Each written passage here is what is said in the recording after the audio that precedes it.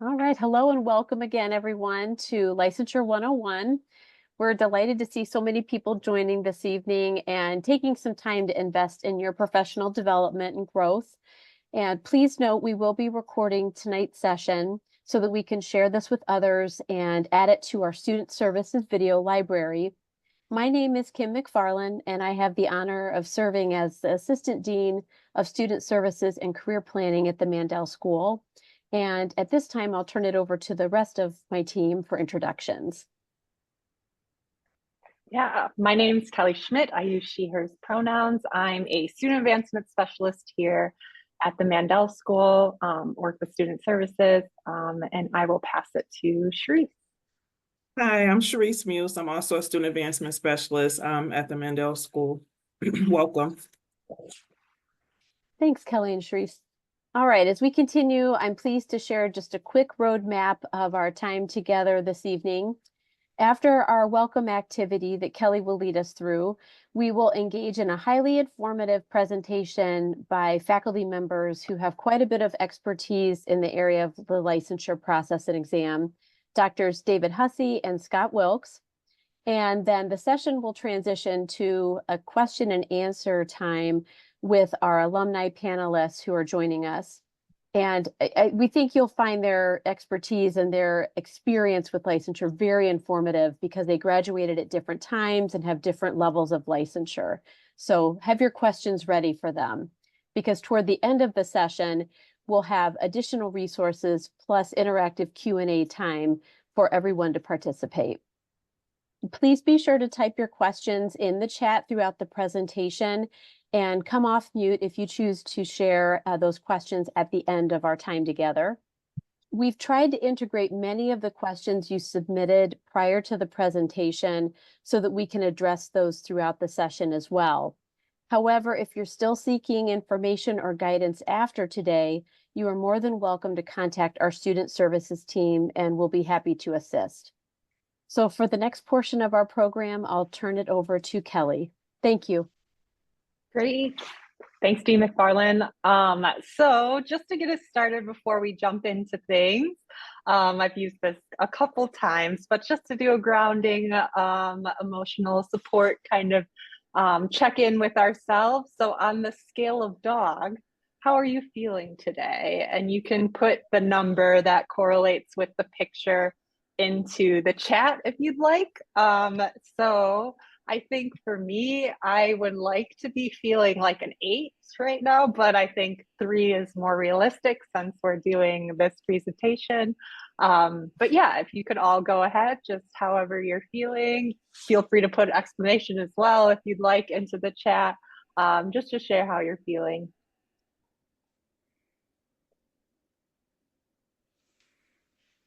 Great, seeing some responses, lots of 3s with me, I think, yes. Awesome. Well, I appreciate everyone sharing. And again, thanks for coming. And I'm going to pass it over next to Dr. Hussey, who can share his presentation as well. So I'm going to stop sharing. I think that worked. And pass it over to Dr. Hussey. Great. Can everybody see my screen? Perfect. So I want to talk just briefly and give a quick overview about the licensure exam and provide, enough basics that I think you'll be able to sort of navigate the process itself, or at least know where to look to get further information. So the first question is, why do we have licensure? And one of the important pieces is because you're in an important profession, and that profession has a certain credibility attached to it, and a certain duty to provide trusted services. So there is a need to protect the public, and licensing is a regulatory way to do that. It's kind of the governmental acknowledgement of the importance of the profession, the essential role that social workers play, and the services that we provide. So licensure began really not that long ago. If you kind of go back to about 1983, where we really began having social work examinations through ASWB. That was one of the key things that helped. So I think you could see that there is some history to it, and the Association of Social Work Boards is very prominent in the United States and North America, and it really does a great deal to help coordinate social work examinations. So it protects the public. It's really an acknowledgement of the importance of the profession, and it helps to regulate the profession and continue to keep it trusted.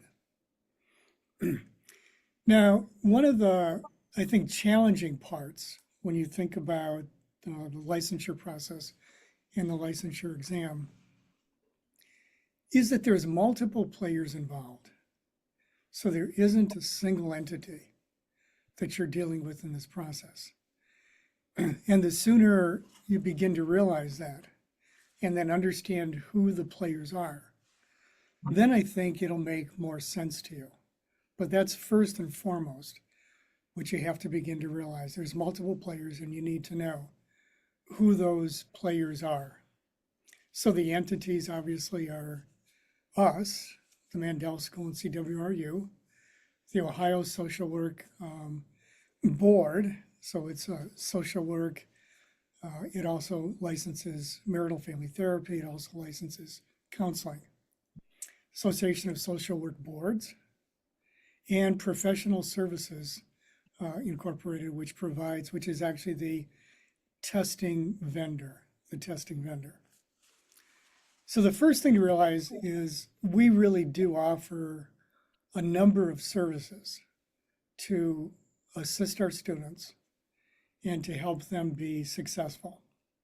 So we have a lot of resources that are easy to find on our website that really do kind of take you through the process in a very, very clear way.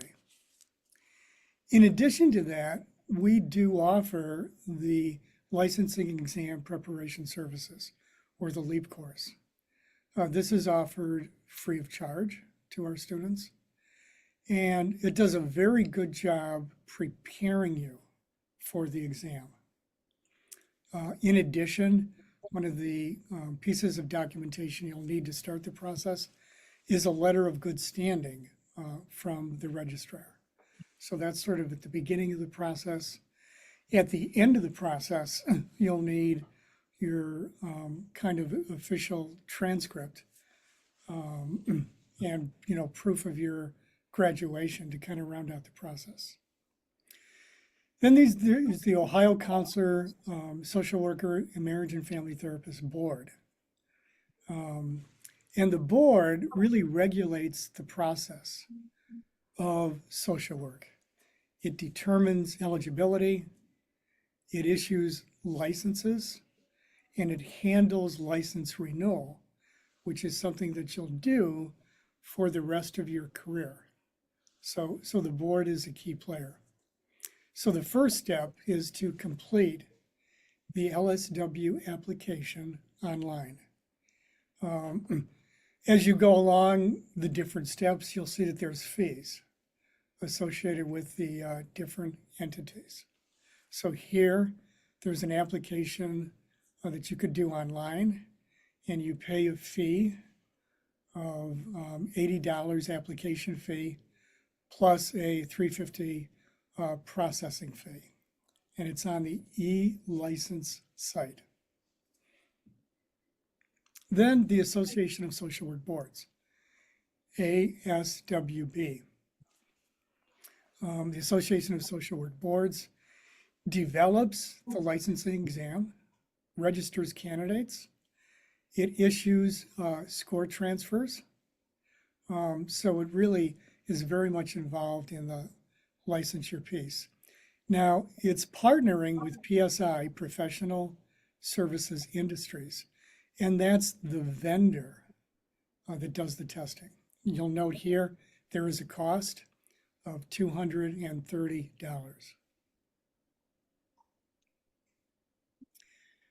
Now, if you think about, go back here. If you think about test preparation and sort of starting to get ready and to take the test, there's a lot of different ways to prepare. And obviously, I mentioned we offer the LEAP course as one of the ways to help you. It's normal to experience some anxiety as you're getting ready to take a test. Part of it is you haven't had practice, particularly in your graduate program, with test taking. That's not something we typically do, and particularly multiple choice tests. So you do need to prepare a study plan. I will tell you, I don't think there's any substitute for taking practice tests. That's one of the most important things you could do, and it will not only help you with the exam, but it will also help boost your confidence. You'll see that the Association of Social Work Boards develops the tests. There's bachelor's, master's, advanced generalist, and clinical exams. So, and then after you do get your license, there's 30 hours of ongoing CEU work to maintain that license every 2 years. So LEAP is a way to start. Fall registration deadline is October 14th. The course is offered again mid-spring. It's recommended that you take the licensure exam 6 to 8 weeks after the prep course. That can really vary. The test is pass-fail. If you'll get your results typically immediately after taking the test. It's approximately 4 hours, 170 questions, 150 count, and 20 questions are test questions. The LEAP course is self-paced online, and it'll be open for 6 months from November 4th through May 4th. These are the areas in the exam. You could see they're all areas that you should be familiar with, that you're well introduced to, and they're areas that you've clearly studied. Human growth and development, assessment and intervention planning, interventions, professional relationships, and then those experimental questions. I'll stress to you that the ASWB examination guidebook is a fantastic resource. Do make sure you download it. It really has all the information that you need. And it's a very, very good resource. So you'll get a lot of information from that, and it'll be a good resource to look back and to check with. So if you want to map out the exam steps, first you apply for the license, and that's through the board. You complete the LSW application. That's that $80 fee.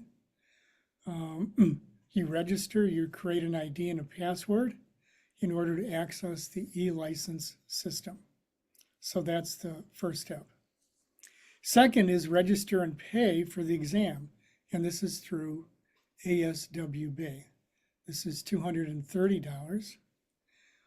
Upon receipt and review of the necessary items, you'll get pre-approval via an email from the board so that you could schedule the exam with PSI. And again, remember, PSI is the exam vendor. You can also order an online practice test. Then schedule your testing appointment with PSI, either on the website or by calling. The day of the exam, arrive 30 minutes early. Bring 2 photo IDs. And, really, get ready to take the exam in a regulated environment. You might not need the 4 hours, but leave, any additional things in the car, or they have lockers. And as I mentioned, you'll get the results really very, very quickly. In addition to that, you'll need to view the board's laws and regulations. So there is a video, laws and rules that you can review. It's a review of the rules of the boards, the ethics requirements, and it helps you understand your responsibilities, being licensed. There also is a BCI and FBI background checks. Some of you may also have this done through school, through your field placement, but if not, there are a number of places to get it done. One of the close ones is right here in University Circle, the University Circle Police Office. They're valid for 1 year once they're completed. Each test ranges from about 37 to each check to about $45. So that's kind of the very quick overview. It gives you a bit of a map in terms of what's done. Again, I would say one of the keys is to clearly remember that there's multiple entities. It's not just a single entity. It's really the multiple entities that are involved in this process. And you do need to plan out your plan of study. You have time to prepare. One of the very good things is the material for the exam is very fresh. You're very close to it. You're not distant from it. That really gives you a big advantage. The LEAP course, the practice tests, really help you to become familiar again with test taking, how to take a multiple choice test.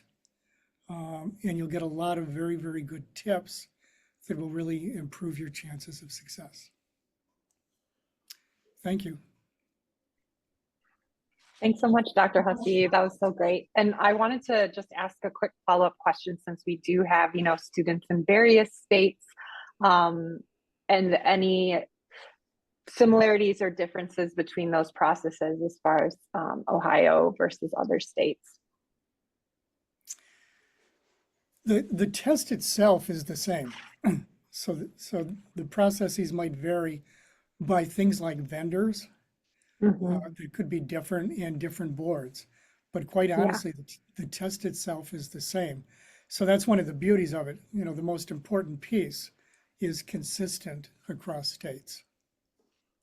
Yeah, perfect. And that link that I put in the chat, we actually have a spreadsheet of listings of all the boards by state and province. So you can go to our website that I put in the chat and look those up. But like Dr. Hussey said, thankfully the exam is the same. It just might be a different website that you go through in order to apply state by state through the separate state boards. So yeah, thanks so much. Great. Well, I'm going to pass it over to Dr. Wilkes to talk a little bit more about the exam and things, from your expertise. Feel free. I'm going to also put in, before we get started, you're probably used to seeing this email, but Mandel Student Services for any students who do need help kind of navigating states and things like that. We're here to help too. So go ahead, Dr. Wilkes. Yeah, thank you very much, Kelly. Dr. Hussey, that was a really good overview of the process and of the key players. I do not have a formal PowerPoint to share. I think I've been invited to, like the color commentator, to give context to the expert of the licensing process. But let me tell you what my role is, and why I think I'm here, and that I have two separate distinct roles with in relation to this entire process. The first one is that Dr. Hussey talked about the Ohio Licensing Board, the Counselor of Marriage and Family Therapist Social Work Board. I am currently a member on that board here in Ohio. I've been a member for the past 3-4 years. I've served as the prior chair on the board and the prior chair of the Professional Standards Committee. here in Ohio of social workers. We are a composite board, as Dr. Hussey mentioned, so that the board regulates just not one profession. That varies from state to state. Some states only have a social work board, but we have here in Ohio a composite board where we have multiple professions. And actually, you're going to be seeing a name change with our board very soon, because not only do we provide guidance and licensing for marriage and family therapists and counselors, but we've just added music therapists and art therapists. So now we'll be a composite board of 5 different professions that we're licensing and licensing professionals for. So that's one role that I have, and I can talk a little bit about my specific role on the board. I will say this though, um, we do every board meeting, we meet every other month, and every board meeting we approve the slate of licensees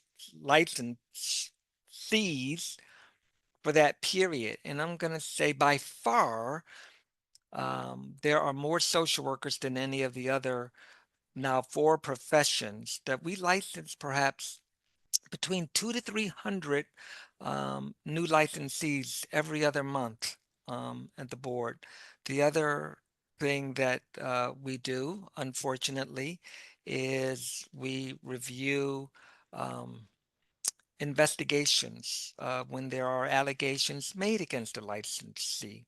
So as Dr. Hussey mentioned, we grant the licenses, but we also regulate them in terms of making a determination as to whether or not someone is still fit to practice, or whether there needs to be a suspension or revocation of their license based upon some violation. So I will say this, once you are licensed, it is very important for you to know the rules and regulations around licensure, particularly the code of ethics. And that is one thing that the Ohio board does very well, that we have a very well stated, well enumerated um, uh, code of ethics.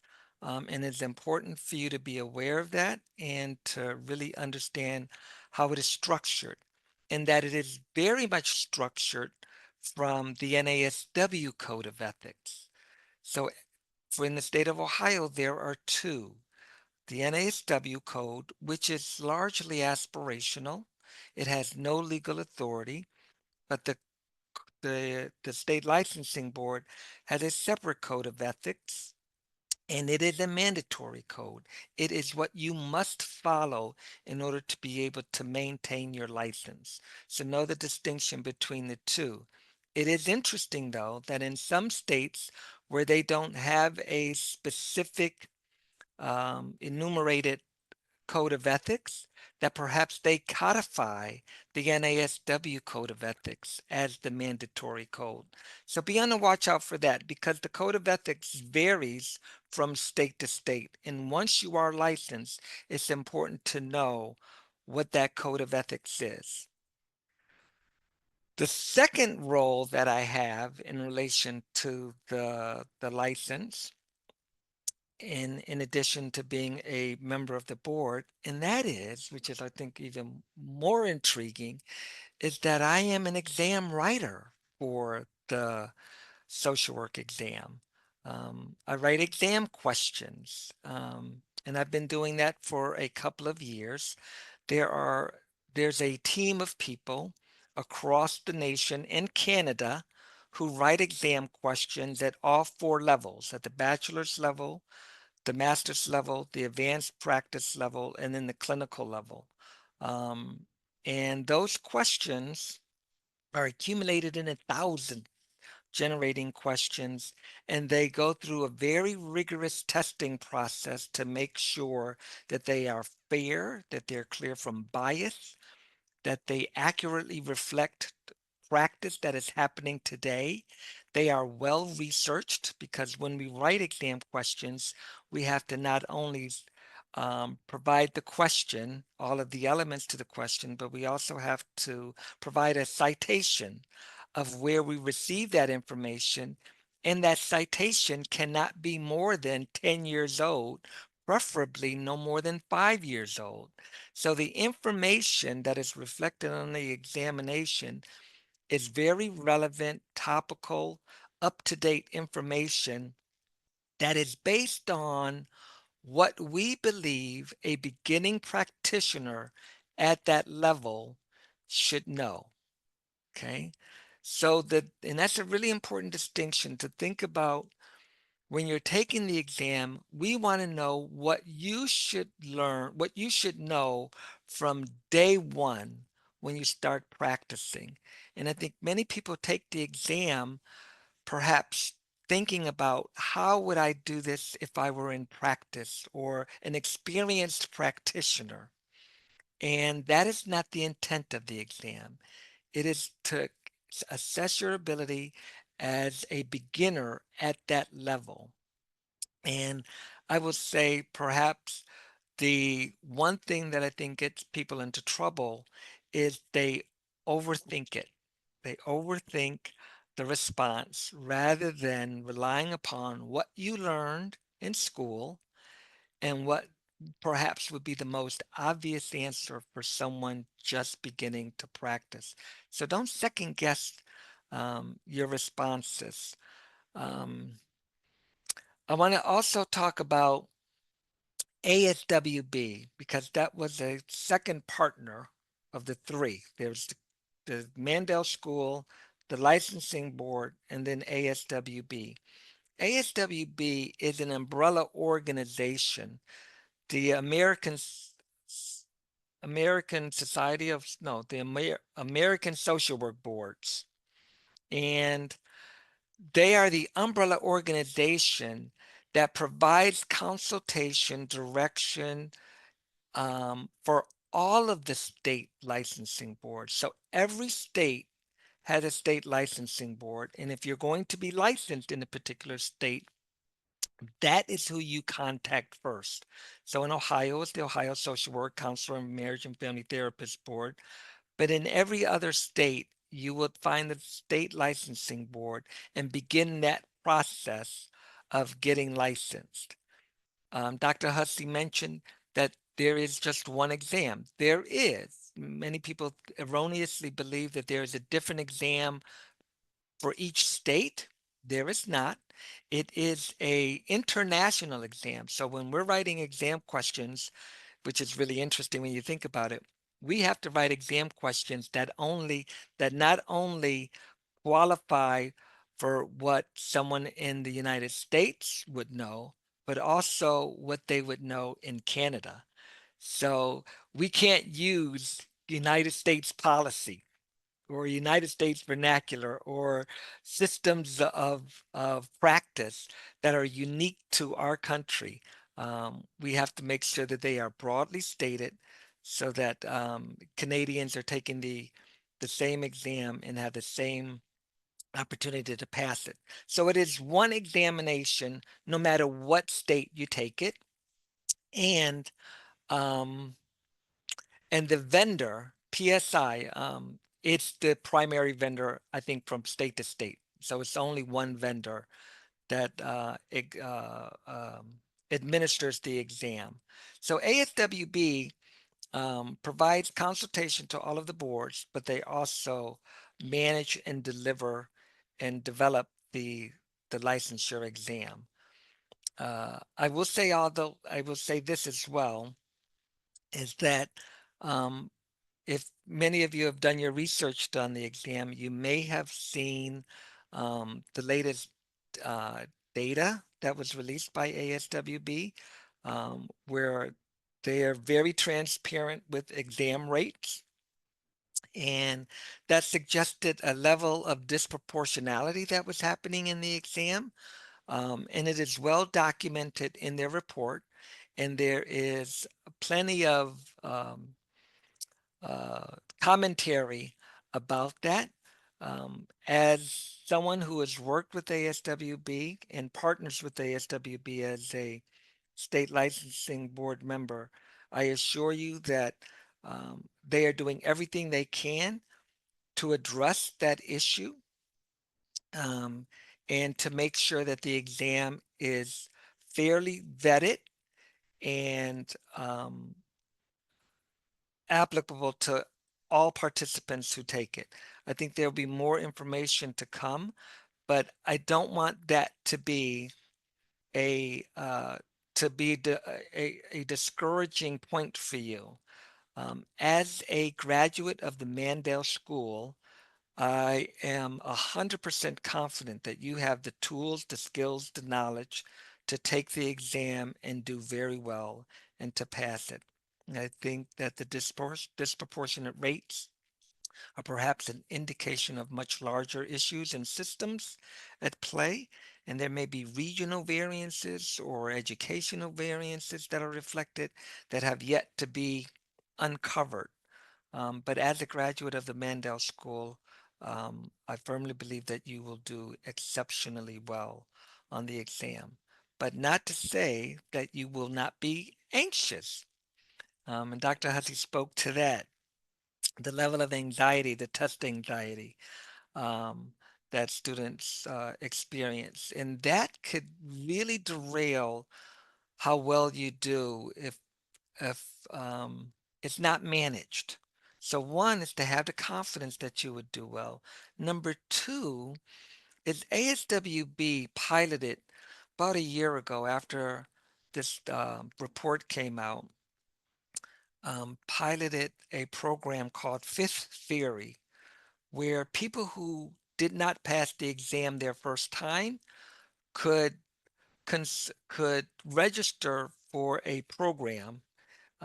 It's an organization that provides test prep and helps applicants manage their anxiety and understand the nature of taking exams in order for them to develop the skills in order to manage their anxiety. That was piloted early on.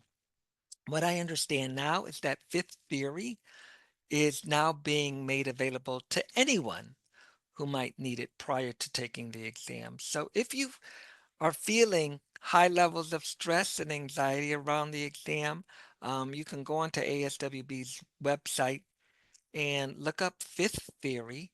And I believe it's a free service that you can receive to help you manage your anxiety. And that's one of the ways in which um, ASWB is responding um, to potential licensees.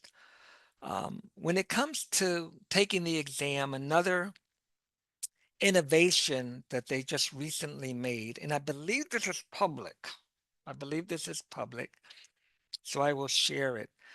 That when you're taking the multiple choice exam, there were 4 answer stems. You had to, they call them detractors.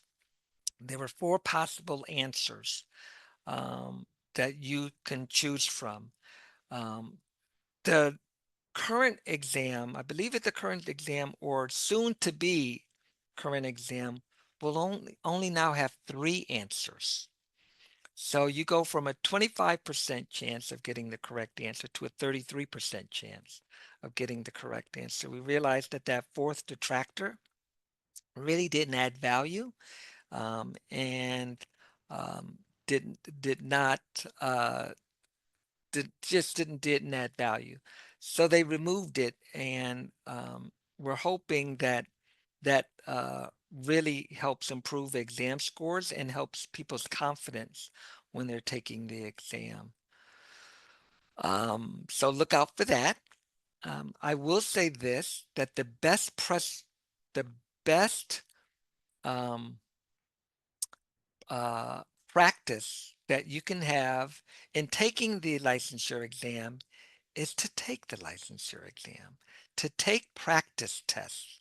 And if you're not yet in your final semester and you're looking to register now, but you have some time um, between now and the time you graduate, I would highly recommend that you get a test prep book, either through ASWB or through LEAP. I believe they offer you a test book, and take exam questions. Maybe do 10 a week to get used to the cadence of taking multiple um, multiple choice exams. 5 to 10 questions a week, because we are a writing intensive program. So we're not offering you the ability to practice taking multiple choice, doing multiple choice questions.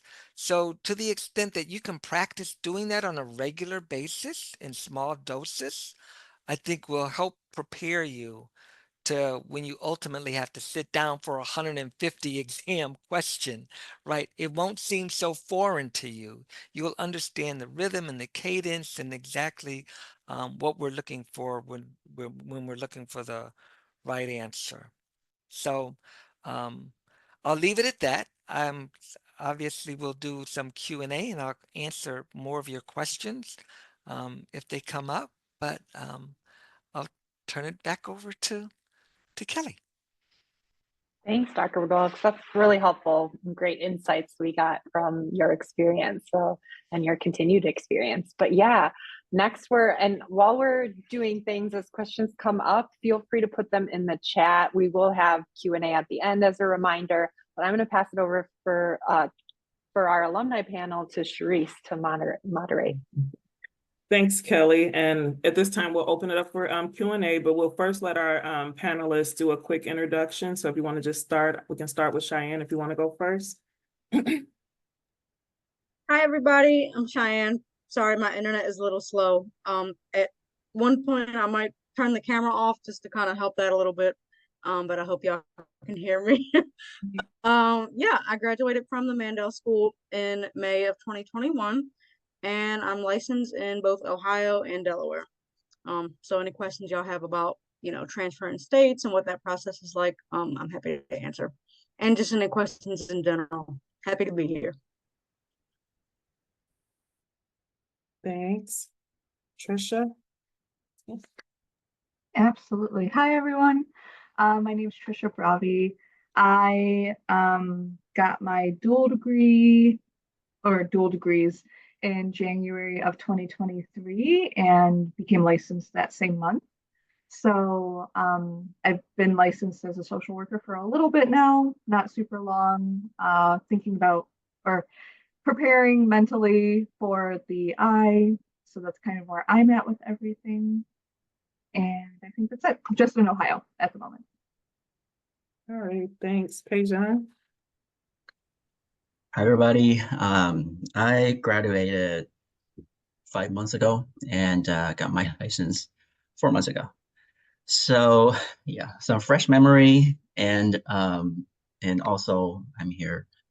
Especially, I can see there's a lot of, well, not a lot of, but some international students here. So was I, and well, so am I. So yeah, feel free to ask any questions. All righty, thanks for the introduction. So we'll just start it off with a few questions. And then again, as Kelly mentioned, feel free to put any additional questions in the chat. So the first question for the panelists is, what do you feel is most helpful to individuals when studying and applying for their licensure? So whoever want to jump in and go. I realize I'm still unmuted, so I can jump in. So for me, especially in terms of studying for licensure, I think that everyone knows themselves best when it comes to what their study practices are. I do appreciate the wisdom to say get used to those multiple choice questions, because yeah, I haven't done them for a while probably throughout the program, especially if you're coming into the program from maybe a couple years outside of undergrad. There's just a lot of reasons why you might not be familiar with that type of test taking. But then also thinking about those practice tests were the most crucial part of it for me in terms of studying for the exam. And then just trying to make sure you're organized with the steps you need to take to actually apply to take the test. And I think Dr. Hussey did a really good job of going through each of those steps, all the different players. But making time for it. I also found it really helpful to study with other people or to work with other people in going through practice questions and just talking them through so that you could hear other people's perspectives. Because like Dr. Wilkes said, I think it's easy to get into your own head a little bit and overthink things, even with practice questions. So I always found it helpful to kind of consult with my peers about like their logic for maybe why they answered a practice question right if I answered it wrong. All righty, thanks. Anyone else want to share? For me, it's more like knowing what will happen on each step. Like start with this webinar, to be honest. Yeah, like let's see, what do I have here? Like some small tips, like you need a letter of good standing if you don't have your official transcript. And if you're going to do your background in University Circle Police Station, they only accept cash. So bring it with you. Those kind of small tips. It's like know what will happen step by step, and some of the tiny, and maybe also some like anxiety relief. Like you do have 2 opportunities per year to waive your score, and you don't have to wait for 90 days, those kind of stuff. And just as Dr. Hussey just said, there's 170 questions, but 20 of them are basically not for you. It's for future people. It's for testing, so do not panic. Those kind of stuff, and knowing where like your own learning patterns. For me, it's like I prefer video, like much more than reading, because reading books, I might fall asleep within 10 minutes. But so yeah, know where to find the resources for you. Like for me, is the YouTube channels. So basically, like know yourself and know about like the whole process. That's something I found like helpful for me.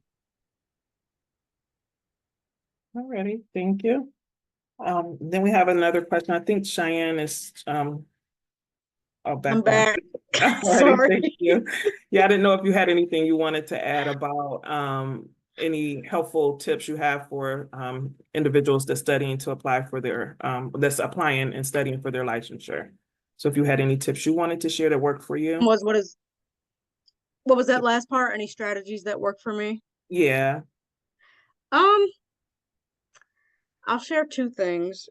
One thing, I guess a study schedule that worked for me, and this is not at all saying that everybody has to do this, but for me, I know I'm a slower processor, meaning that I need more time to learn the information. So honoring and respecting that, I gave myself a lot of time. I personally studied for 3 months before I planned to take the exam.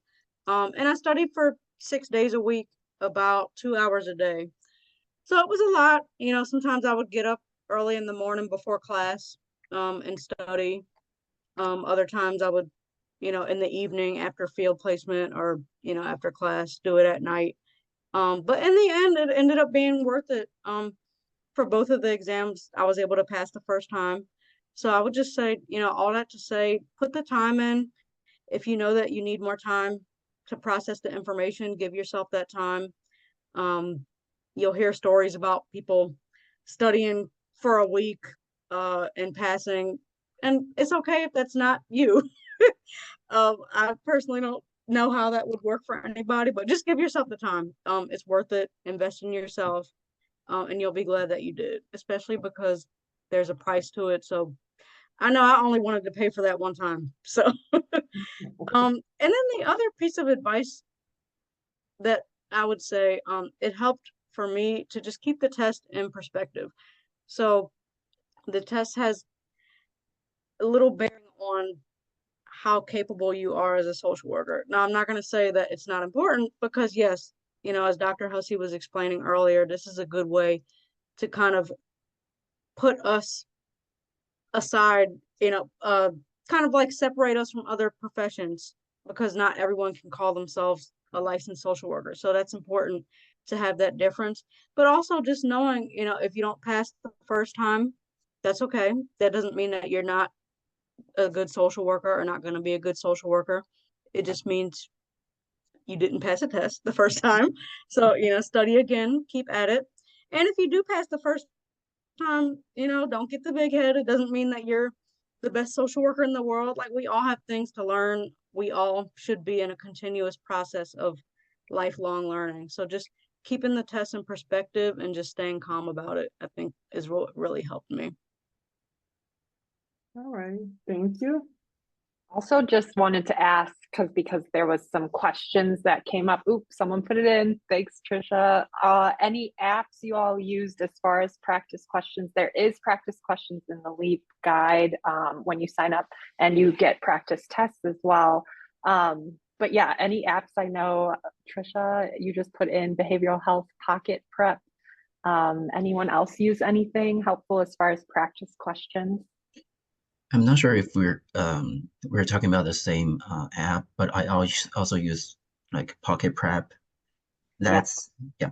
And also what I noticed is because like me and my classmates we use like multiple apps, Yeah. but most of them are exactly the same. I don't know how, but they're basically exactly the same. So yeah. Right, it worth buying that. It's only like can't remember within $20 per month. And if you're I really agree like what Dr. Wilkes said earlier is like you need to practice every day, literally every day. Actually, I wrote down on my notes, it's like you don't have to learn for 2 hours every day, but do practice every day. That's really helpful. Yeah. But and also I see it's recent. Yeah, that should work. And also I noticed there's somebody asked like the practice test. The apps they have their own like practice test, and also you can find this somewhere else. Maybe somewhere like the older edition, it might be like the 4 option ones, but it still works. It's kind of like forcing yourself to spend like 2.5 or even 3 hours just focusing on all the awful questions. But that helps. Take more mock tests, really. Thank you. We had another question in the chat, and it's, is there somewhere to get information about Canadian licensure? Did not see the document in the Mandel website. So Scott, thanks. Yeah, that's going to be province by province. And so I Google the province and social work and the name of the province. Because I don't think they call it a board. They call it there's another term, not register. They have a different terminology for it. But like, looking state by state, you'll look in Canada province by province to find the regulatory board that governs that process. Go ahead, sorry. Go ahead. ASWB may also have it, right? They Because, do. Yeah. So I perfect. Yep. just put that link in. So if you look, and that's where we get our information. I thought we had it. I think we have to update our spreadsheet to include provinces, but I believe that you can look up each province, territory, Yep. Anything when you go to that link on ASWB. Yeah. And also I can only speak for Ontario.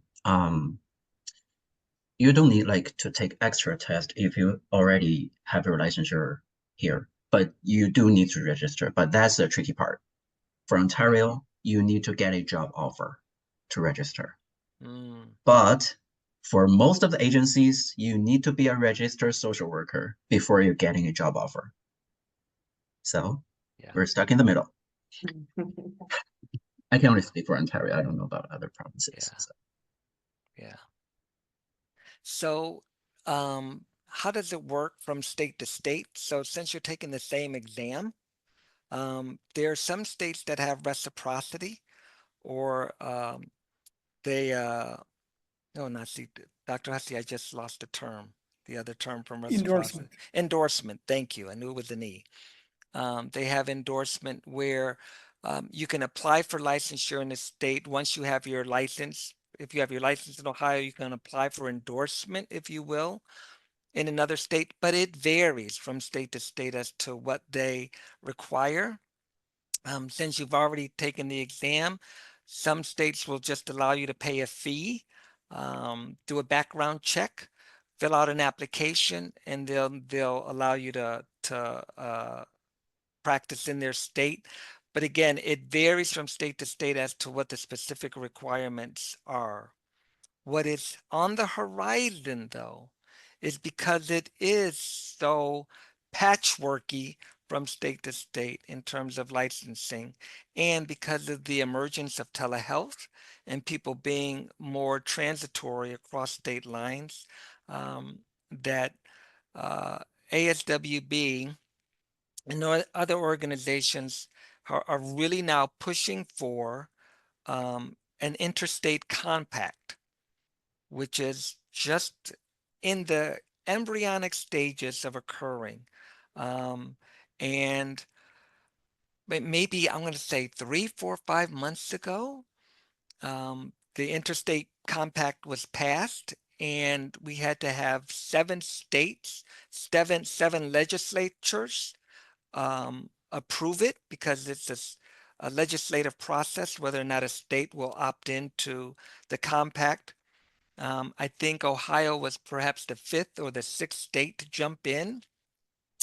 And once we had 7 states, then we could start working on developing the rules and regulations around the compact.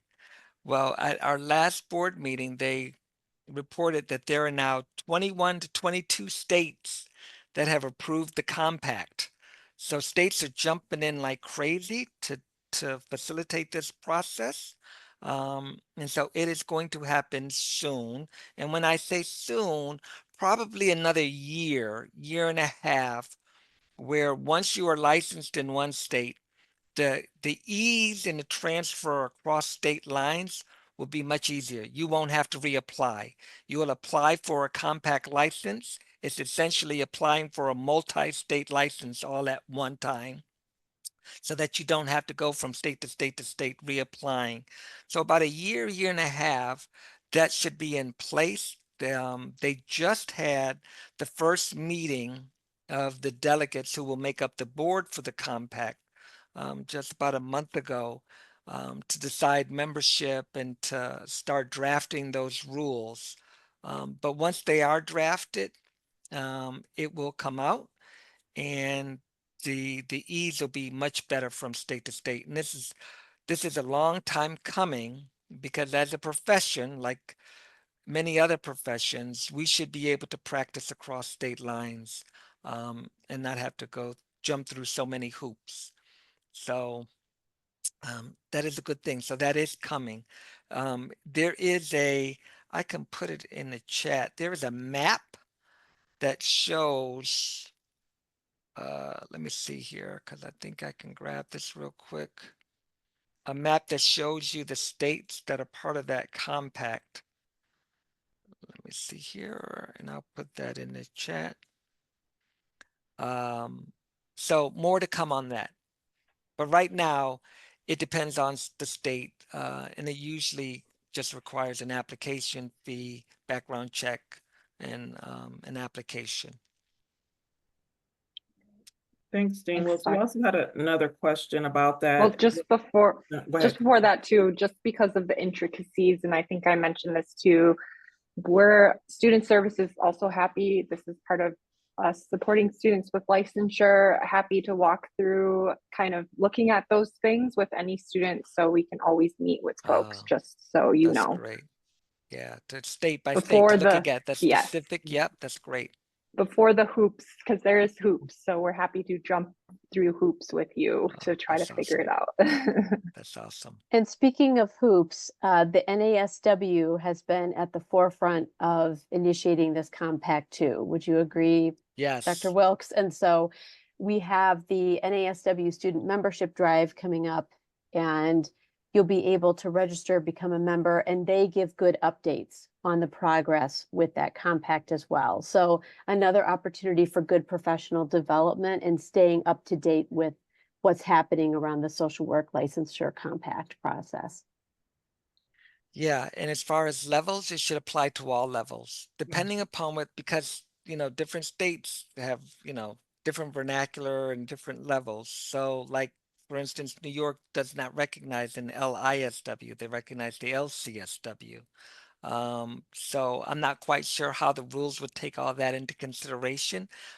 It is still apples to apple comparison, but there is just slight variances.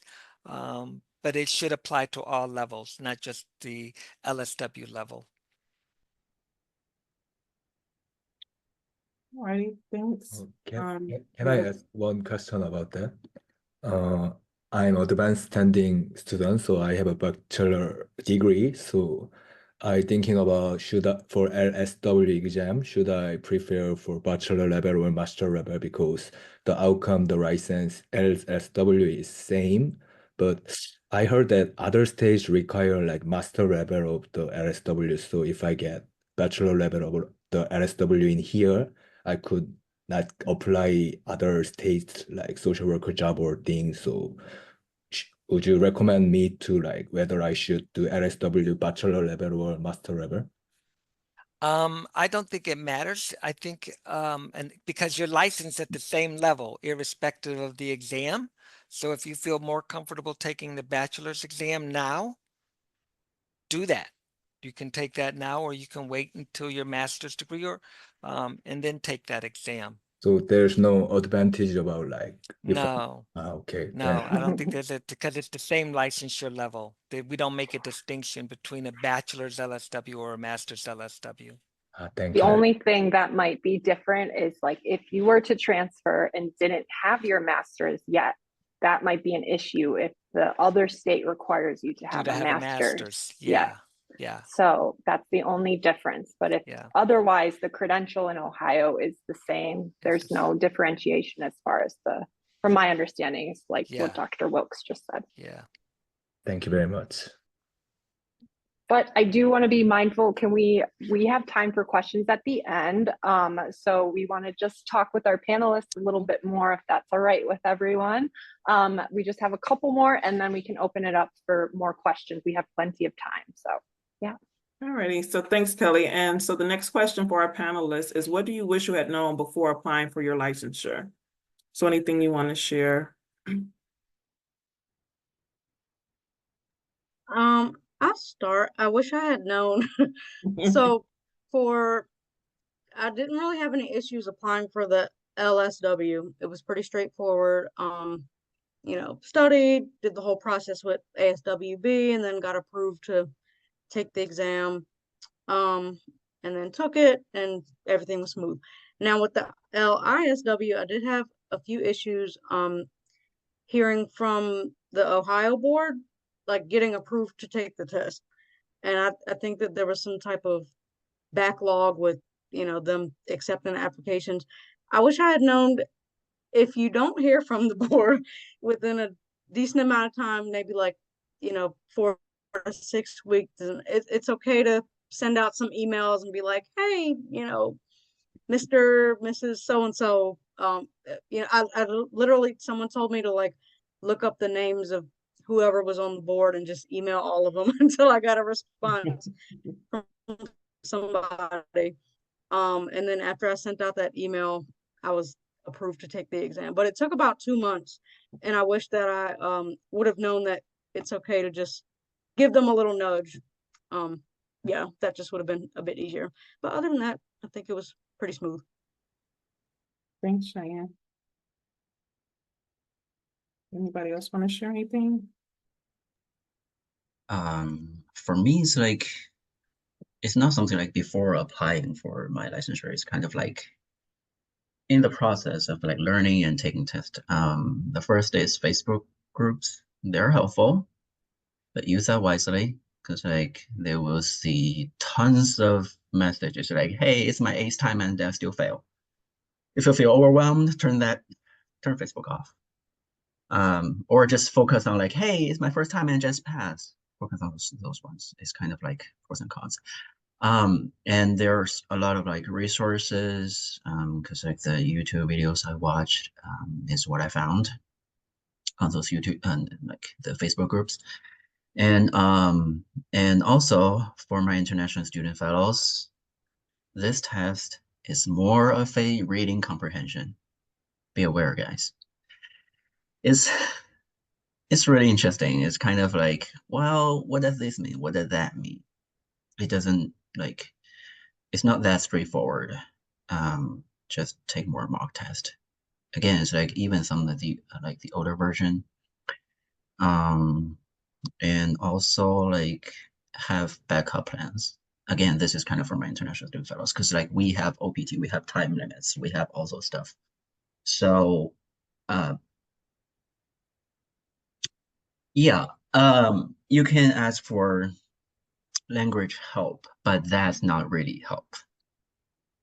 Like what they offer is a dictionary and 2 extra hours. Trust me, that's not helping.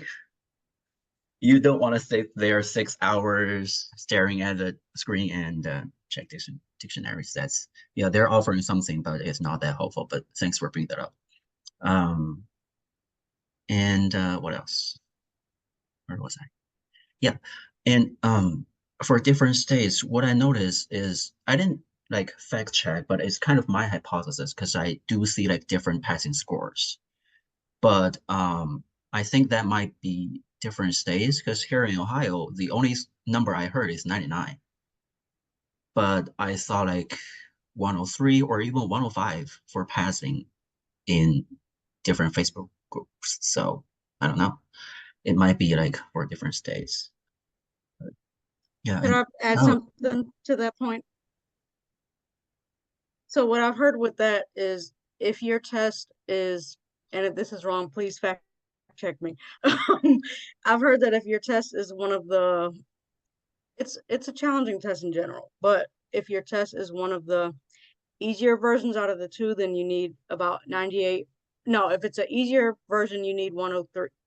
You need 103 on an easier version. On a harder version, you need about 98 to 99 questions correct. But they're not going to tell you when you first take it whether it's harder or easier. That's just the rumor I've heard going around. If that's not true, please correct me. Because Dr. Wilkes is looking like, wait, that's not correct. No, I don't know either way. I've never heard that before. That's fascinating. I'm definitely going to ask my contacts. Yeah, I don't about know where that That's came from, but fascinating. that's something that people Yeah. told me. Yeah. They're like, oh, your Yeah. test must have been easier Hmm. because you needed 103. Hmm. I'm like, okay. Yeah. Well, Yeah, Never heard maybe that. to prepare for the 105 or even 110, whatever. Yeah. Yep. And also do have backup plans because if you don't get your license by your start date of your job, maybe like look for some job opportunities like case management or like community advocacy, especially again for my international student fellows. We need to be here. So think twice, think wise. That's it. I feel like I don't have a ton to add here. I will say I've also heard that rumor of I saw it in percentages. I saw anywhere from like 60% correct to like 72. So that's a bigger range. I have no clue. But you do find out right away. So you have a gauge of that, which is helpful. In terms of what I wish I would have known before the test, for me personally, like some of the costs associated with it, I don't feel like I had a super clear idea of how like how the different players want money from you. I'll say it that way. Like there's the fees associated each different point. So I'm really glad that Dr. Hussey went over that. He probably did when I was in this a couple years ago too, but I don't know. I still felt like I wasn't prepared. And yeah, I feel like a lot of things are now like thinking about like further licensure, like my eye, just making sure everything is in place for that. The LSW felt a little bit easier, especially with the help of the Mandel School and people at the school and even peers, because a lot of my peers took it before I did. So being able to kind of rely on other people's wisdom was really helpful. Yeah, I don't feel like I have a ton to add in terms of like before licensure things I would have known. I feel like a lot of the things have been covered in terms of the things I wish I would have known, which is great. Alrighty, thank you. So we have one more question for our panelists and then we'll open it up. And the last question is, what lessons did you learn throughout the process? I can jump in again really quick. I feel like one of my biggest lessons that I learned was to take advantage of the resources that were available, not just from like the formal things from the school, but like through ASWB, I know at least when I was looking at it, there was a paid practice test that you could do. Not everyone, of course, has the means to do that, but it's still another resource that's available. But then also, since I was in the Mandel School for like 2.5 years rather than the 2. I had a lot of peers who took it before me, or people who were maybe just like studying before I was. So relying on like friends and other people to say like, what have you done? What study materials have you used? What resources did other people use? Because people in the Mandel School are so resourceful. So it's really nice to be able to tap into those resources, especially for someone like me who's not always like willing to reach out and be like, hey, what did you do? Or like, what will you pass it along? I got a lot more comfortable with that during the process for preparing for the exam. Thanks. I have some thoughts. The question was, what have we learned, right? Yes, throughout the process. Yes. I really learned both times that self-care is essential. And if that falls by the wayside, you're just not going to be having a good time. Especially when I was taking the LSW, I wish I would have maybe taken a step back. And I mean, because you're going to have a lot on your plate. If it's right around graduation, you're preparing for that. I was thinking I was going to move to Texas at the time. So I was like trying to get logistics together for that. And then, working on my leadership fellows capstone. And I was just like, wait a minute now, this is a lot going on. And then trying to prepare for this test. So self-care is really essential. Make sure you're eating, sleeping. Like, yes, the test is important, but if you're not taking care of the basics, the foundation, it makes it 10 times harder. If you can, try to get some time off from your field placement. If you can take a day or two off before the exam, just to not even study. I would recommend don't even study the day before. Just take that day to, do something fun. I think before my LISW, I went to get a massage or something, just something relaxing. To just tell yourself, like, regardless of the outcome of this, I'm investing in me and I'm taking care of me. That's number one, because if you're not going into it with the right mindset and the stress is just overtaking you, that's setting you up for not having a good outcome anyway. And so, yeah, I think out of all of it, that's really what I learned. And then, from the struggles that I had around the LSW time, I was able to then, this past April, take the LISW and go into it with a much better mindset. So that's my advice. I'm gonna jump in off of that really quickly too, because it made me think of something. Also, don't put the pressure on yourself to like take it before you graduate if you don't have the space and time to do so. I know a lot of people who did wait. It also meant that, yeah, they got like maybe jobs that they weren't initially anticipating, but it's a lot. It was also someone who's like the leadership fellow, like just trying to get everything together can be really difficult. So if you feel like if it's too much, you can give yourself that permission to wait until the summer after graduation, or if you're not graduating till like December like I did, wait until the spring, like just to give yourself some time. You can always start studying and kind of gauge that, but it's okay to wait until a little bit after graduation. Then you don't have to wait on your transcripts. There can be other things you don't have to wait on. All right. Okay, so what lessons do I learn? Okay, so before the test, know your enemy. I mean, the questions.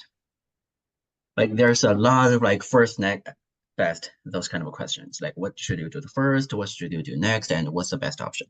So basically like get familiar with those questions. And also the code of ethics. Yeah, you may forget what I said today, but you might remember when you're really doing your study. The code of ethics. That's really important. Like, I would say 60% of the questions are related to the code of ethics. That's our, no offense, but that's kind of our Bible of our profession. It's like, that's the rules we need to follow. And after registration, like after you know where you are gonna physically be to take the test if you can be there before you take the test.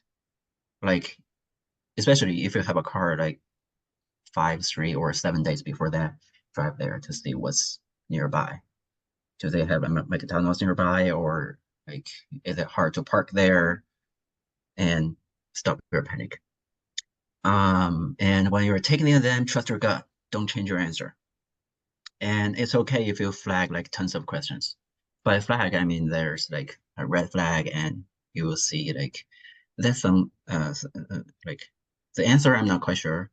I still remember like I flagged all 10 of the first questions, and I flagged like over 40 questions among the first 50. It's okay. Trust your guts and don't change that. And also after the test, don't blame yourself if you don't pass, especially for the first time. It might just be luck. Because like, I would say I'm lucky enough that I passed the first time, but I know that if I took some of the test, like set of questions, I won't be passing. If it's more like community related or LGBTQ questions, I won't pass the first time. And also I'm trying to read what Elton just sent in the chat box. So maybe I'll get back to you later, okay? I do see what, but I'm still reading. Alrighty, well, thank you. And at this time, we can open it up for questions. So if you want to just come off of mute and ask any questions you may have. Yeah, and I know some were put in the chat, and I think we got to them. But if you did want more elaboration, feel free, just come off mute or raise your hand or put it in the chat.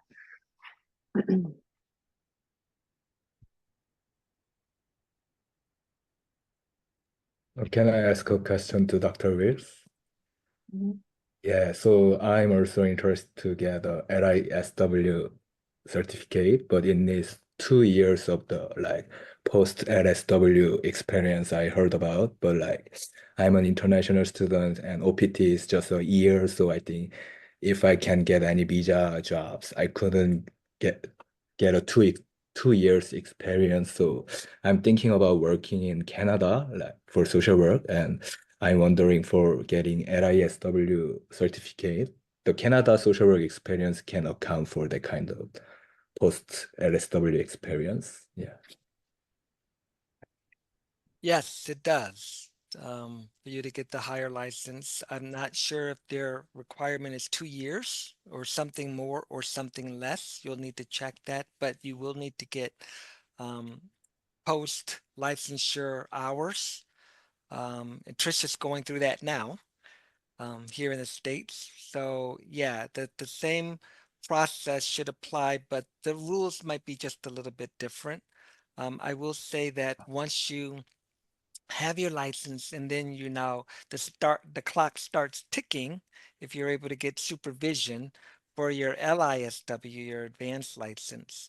It is really important that you keep a supervision log, especially if you think you might be moving around from job to job or from state to state. Keep a log of all of the supervision hours that you had, so that you have it documented, so that when you finally apply for your LISW, you have that documentation at hand and not have to rely on your particular supervisors to have that documentation.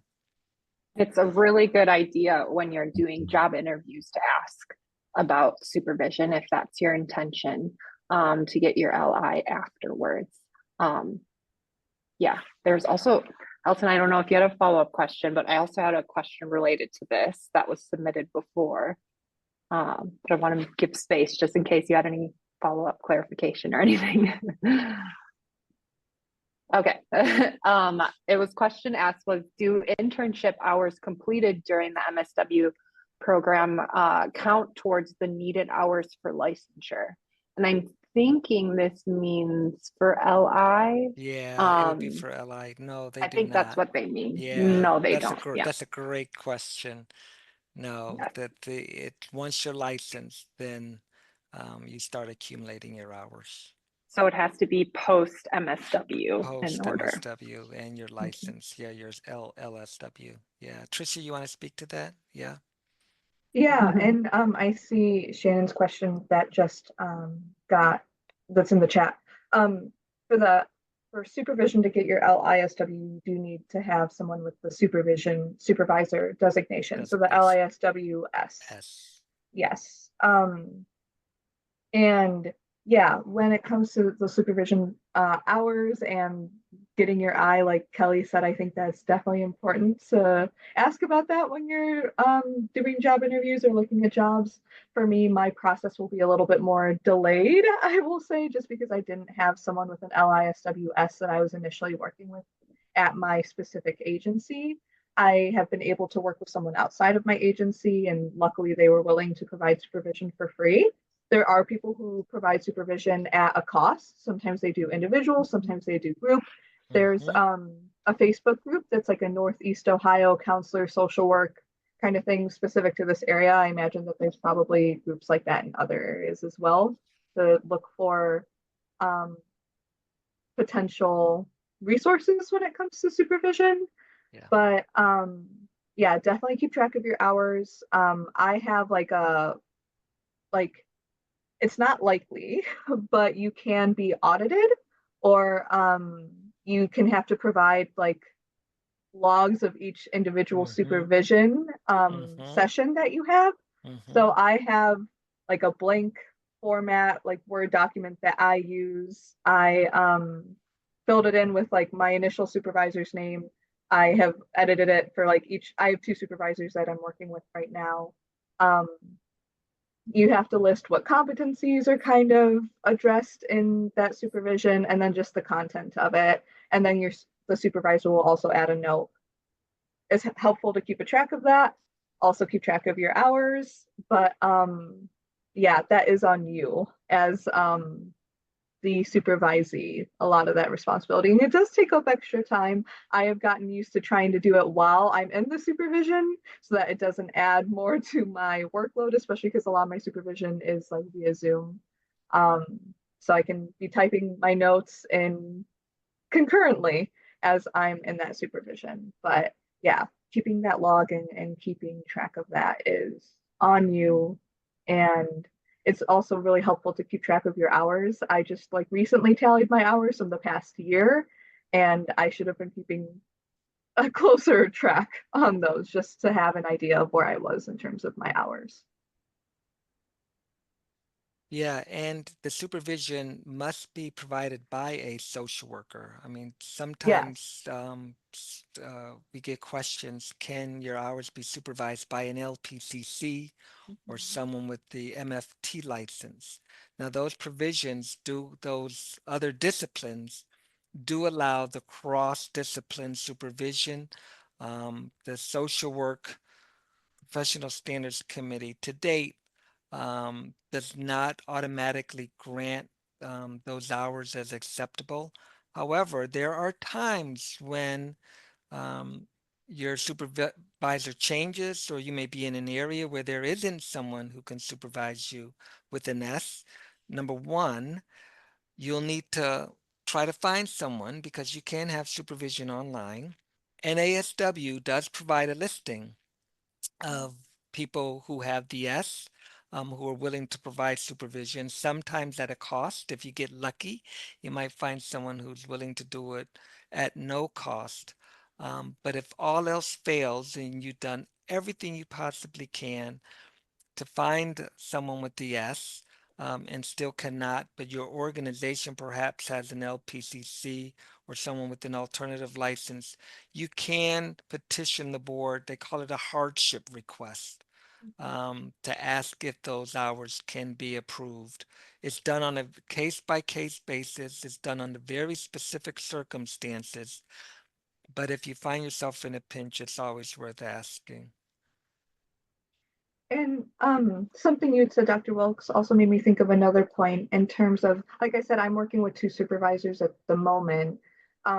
There's a recent change with like the licensure and the supervision to where if you end up with multiple supervisors, whether you change jobs a couple of times in those first couple of years, or your supervisor leaves and then there's someone else and you start working with someone else, what's helpful now, a rule change that they just had, is that only one of your supervisors needs to submit that, Yes, yeah, correct. whatever document, I don't remember the name of it right now, but you don't Mhm. need to necessarily track down each of your supervisors. Yeah. It's just the one Okay. now, which is helpful. That's a great question, a great point you're making. But it is helpful if you do change supervisors before that supervisor leaves to perhaps get something in writing from them that kind of summarizes their experience with you. Because what we have encountered, not often, but every once in a while, that final supervisor will say, I can only attest to what I know. And Mm. I can attest to, the supervisors a year ago or 2 years ago. And that could be problematic. Um, so it is good habit for you to keep just good documentation of everything that you're doing all along the way and to get a summary explanation from each supervisor should they change, just to protect yourself. That's great. Thanks so much. I know that can be tricky with, independent or clinical license depending on the state.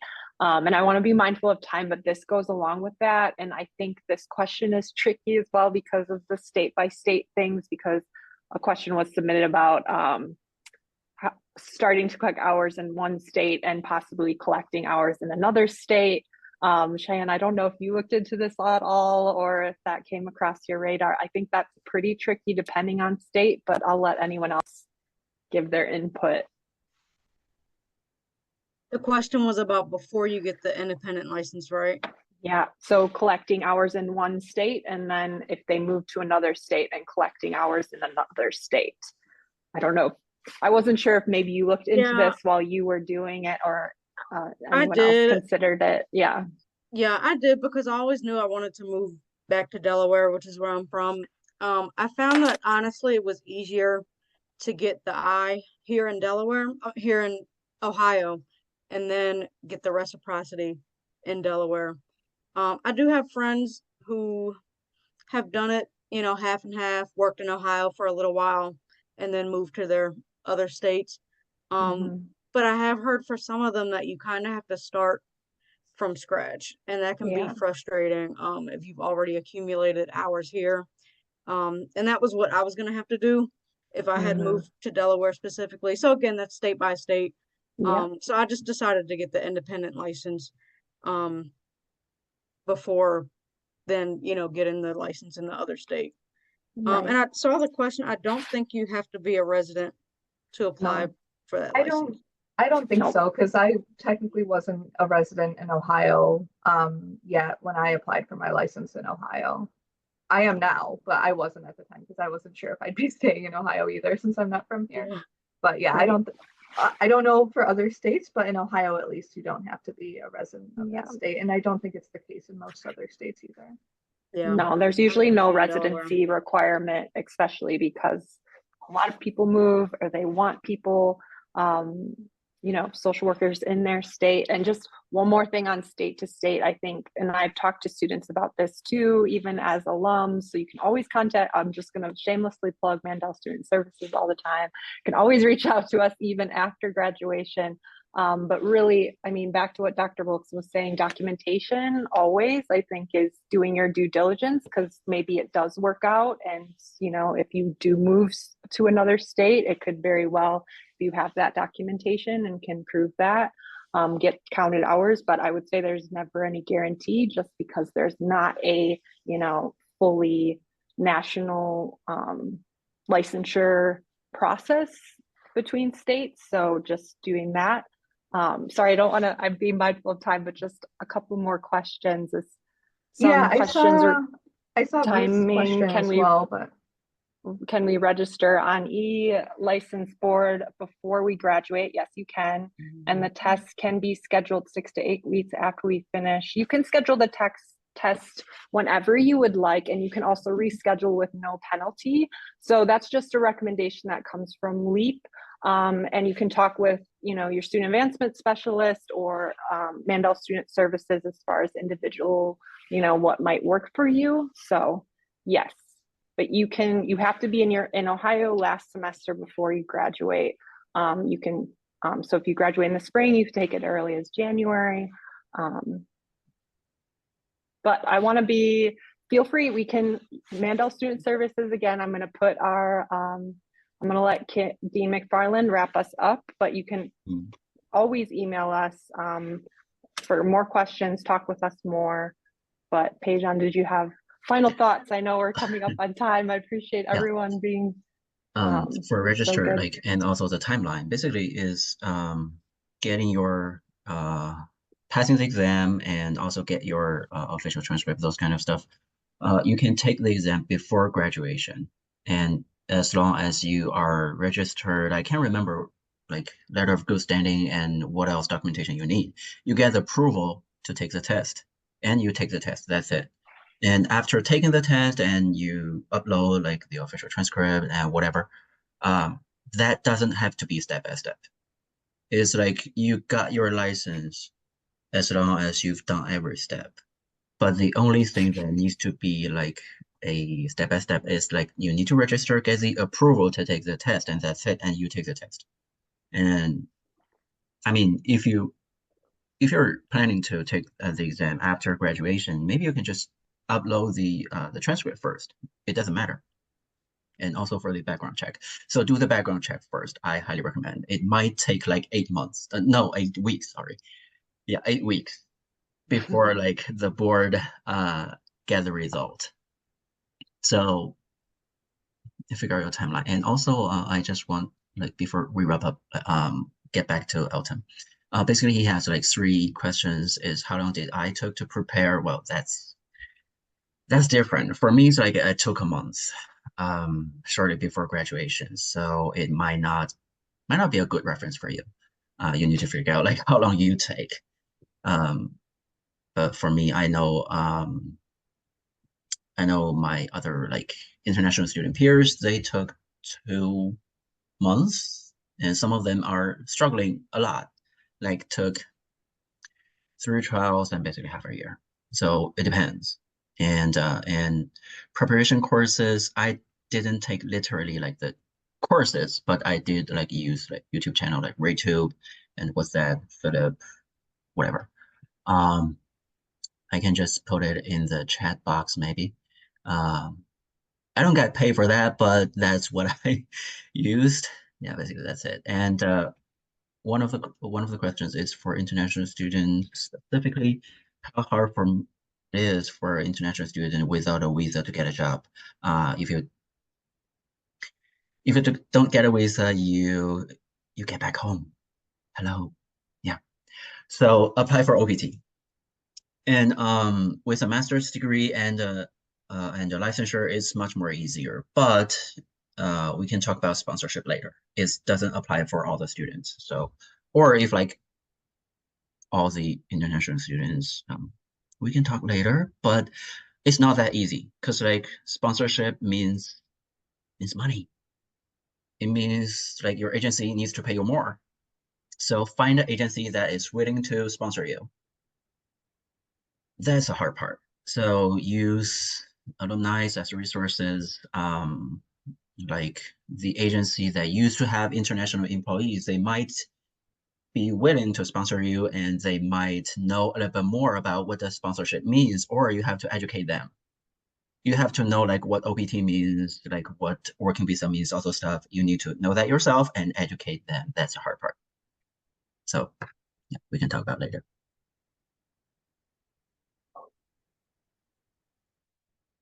Alrighty. All right. Dean McFarland to close. Also, panelists, feel free to put contact information. I know Cheyenne had said that. If you're okay with students reaching out to you, feel free. All right. Well, as we are rounding the corner here to the close, I want to thank everybody for a great discussion. Lots of good questions and engagement tonight. Thank you all. And I think we owe our presenters and panelists a special thank you for joining us, sharing your time and expertise. And we really hope that this was a meaningful discussion for all of the students involved, and that it will help you prepare, alleviate some of that anxiety, and successfully pass your exam ultimately. But as a quick note, our Mandel School Student Services team is always here to support. Remember that registration is open for the LEAP licensure prep course. That's free of charge to all Mandel School students, and our team will drop the link in the chat. You're also welcome to visit the Mandel School licensure page, where we keep that updated with lots of tips and tricks for successfully managing the licensure process, as well as where to go, including the ASWB and other resources that may apply to your specific states. Our team is always glad to serve as a resource. So reach out to Mandel Student Services at case.edu with any questions, or if you need to talk about your individual situation. We also appreciate our panelists and alum offering their contact information to serve as a resource as well. It takes a village to successfully prepare and pass for the exam, so lean into that support, everyone. Again, we thank you for joining us. This session is being recorded, so we'll share that and all the resources soon. And we wish all of you a great week ahead. Thank you. Okay.